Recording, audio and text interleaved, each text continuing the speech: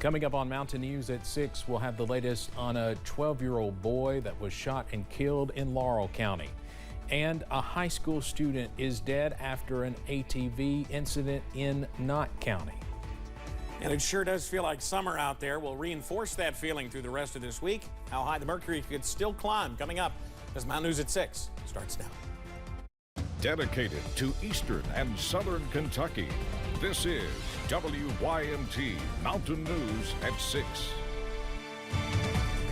There are still several unanswered questions following the deadly shooting of a 12-year-old boy in Laurel County yesterday. Alyssa Williams sat down with the boy's family and police to learn more.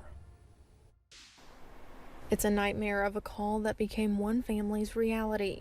I look at it and I'm like, oh, I see this, all the time, different things happening to people, and you never think that it's going to be yours. The Laurel County Sheriff's Office says 12-year-old Malachi Moses was staying with a friend, and the two were handling a handgun. They say Moses was shot in the stomach and later died at a local hospital. 2 hours from the time I dropped him off and pulled out of the driveway till they was getting hold of me. It was 3 hours, and the cops' ambulances was done there. Those with the Laurel County Sheriff's Office say this is an ongoing investigation as they continue to gather interviews in the upcoming days. Whenever we respond to something where a kid's involved, it's just especially hard for first responders. Moses' family says they are hoping Malachi's story will help other families prevent this tragedy from happening. Is there firearms in your house? Yes. Are you taking the precaution of locking up your firearms? Can you please do that if my child's coming to your house? In Laurel County, Alyssa Williams, WKYT. The Sheriff's Office says right now it is unclear if any charges will be filed in this case. Yesterday evening, an ATV crash in Beaver near the Knott-Floyd County line resulted in the death of Knott County Central High School student Gage Cottle. Cottle was going to be a junior this fall. He was also the quarterback on the football team. His coaches and teachers at Knott Central say he had a work ethic and positive attitude that was infectious to people around him. Counselors were at the high school today to talk to students and staff. He's going to be really missed, truly missed by the football program, his classmates, the community. It's just a sad time that everyone's going through. Like I said, he had a heart of gold and had a big heart.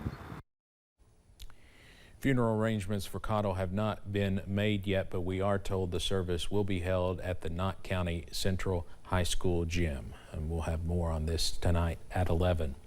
One person is dead after a crash in Bell County. It happened around 9:30 this morning on Highway 25E North, close to the Bell County High School bus garage. Police say an emergency caused the driver of a truck to lose control and flip before coming to rest on its side on the shoulder of the road. The driver, Clarence Hall, was pronounced dead at the scene.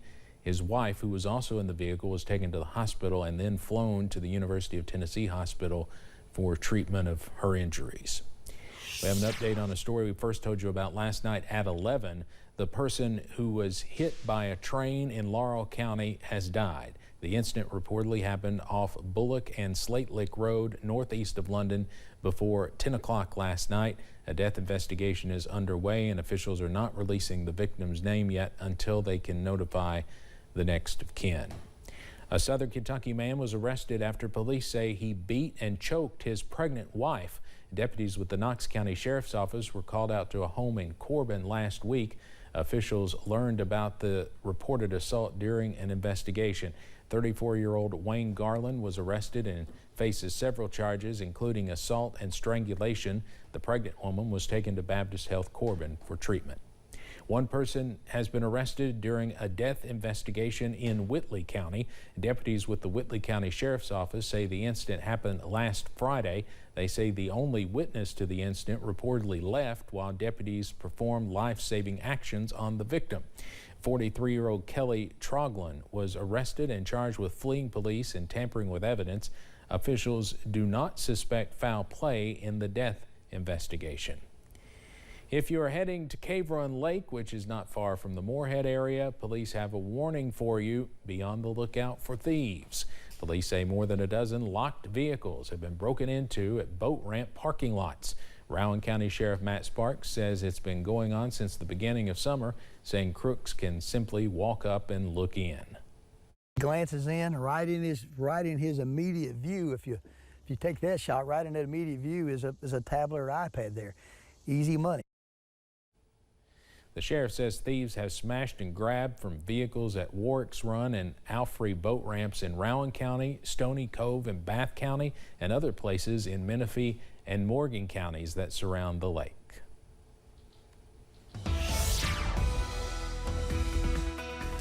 Hazy, hot, and humid. It's Triple H season out there, and we continue to watch the warm temperatures on the way up as we head toward the close of this work week in the next couple of days. And it's hot out there now. 90, the view from our Pikeville Medical Center, or excuse me, this is the Buffalo Mountain camera. I'm getting ahead of myself here. Here's the Pikeville Medical Center camera. A little less haze, but still hot.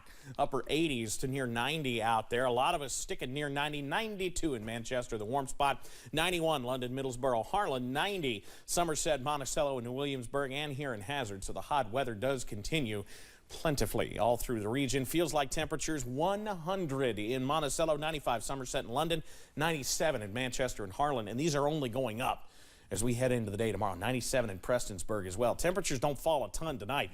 We go from the upper 80s only into the mid 70s as we head through tonight. An exceptionally muggy night expected with clouds acting like a blanket, keeping the warm air in place. Steve, I'll have the latest on the potentially hotter weather as our first alert weather day takes effect tomorrow in a few minutes. All right, Evan, thank you. Hundreds of homes were destroyed by the historic and deadly flooding in eastern Kentucky nearly 1 year ago.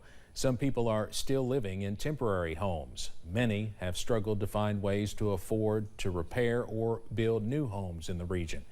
WYMT's Phil Pendleton shows us how several organizations are working together to put the roof on homes for some families.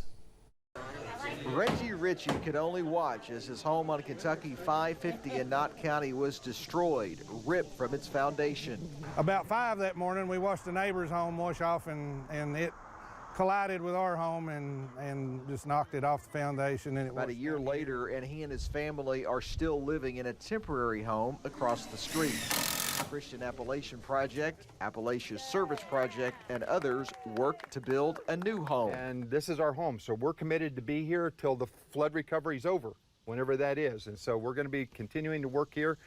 We have volunteers now working in counties all over this area. A lot of homeowners that lost everything are in a very difficult situation. They really don't have the abilities. They don't qualify for assistance to get them back on their feet. I call it the black hole. Yeah, I'm in that area.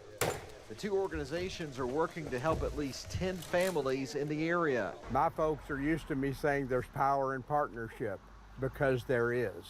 And it doesn't matter who gets the credit. I'd be in a really tough place. I mean, I don't think there'll be any way to recover without some of these agencies' assistance. Richie says he hopes his new home is finished in several months. In Knott County, Phil Pendleton, WYMT Mountain News.